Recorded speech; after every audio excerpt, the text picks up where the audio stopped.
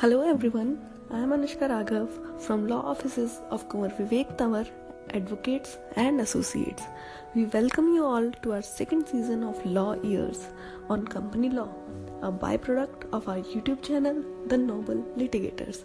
Today, we are here to discuss about transfer and transmission of shares. One of the most interesting features of the company is that its shares are transferable.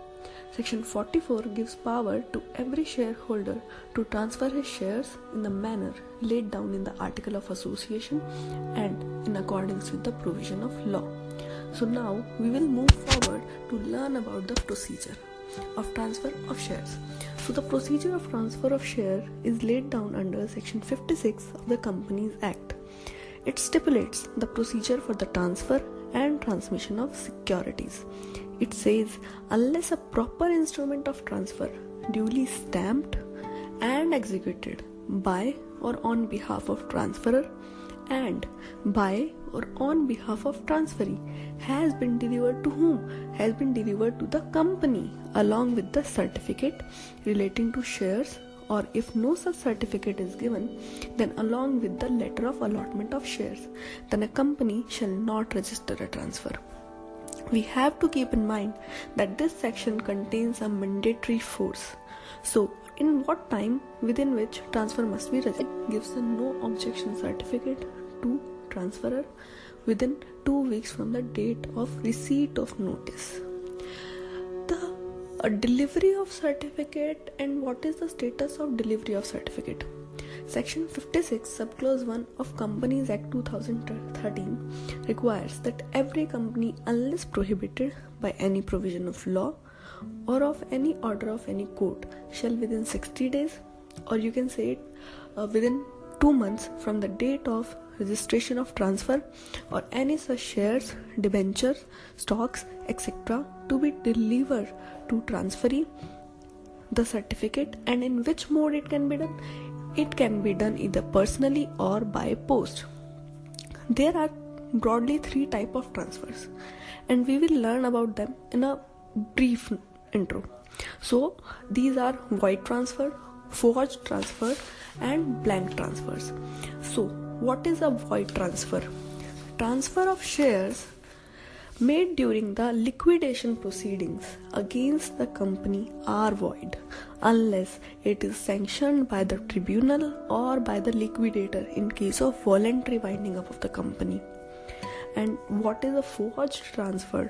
A transfer instrument which bears a forged signature, or we can say that the transfer with a fake sign of the transferor are called forged transfers, and these type of transfer have no legal effect.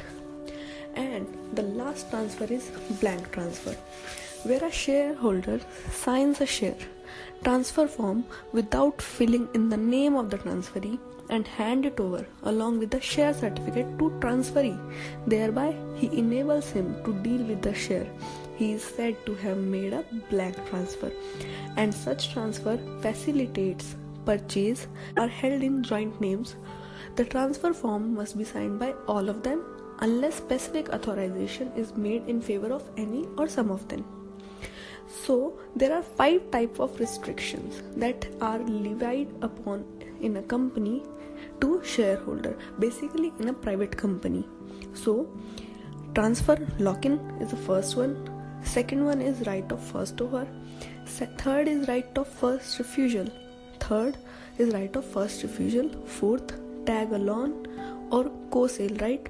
And the last one is drag along, and we will have a quick brief of these now. So the transfer lock-in, in this, shareholders who is subject to restriction prohibited to transfer his shares for a certain period of time. For example, you can say like a period of 3 years or so on, or to transfer other shareholder with the prior consent. And now, right of first offer. In this, a shareholder transferring his right has to make first offer to other shareholder before selling it to third party. We can relate this, the right of first offer, with law of preemption under Hindu law. The fourth one is right of first refusal. In this, the third party had already offered to buy the shares at a certain price. Now the shareholder who is willing to transfer the share must first offer to the other shareholder, then buy the shares at the given price. Fourth one is tag along. Tag along, in this, when a shareholder wants to sell his shares at a certain price or a certain term to a third party, the other shareholder also tag along or agrees to sell his share to a third party at same rate at same terms. And the last one is drag along right.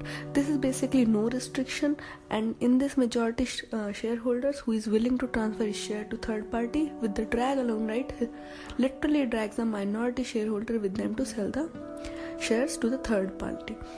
And the transmission of share can only take place in 3 instances. First one is when the registered shareholder dies. Second one is when he is adjudicated as insolvent, or the third one is when the shareholder is the company and it goes for liquidation. So that's all for today. I hope our channel Noble Litigators.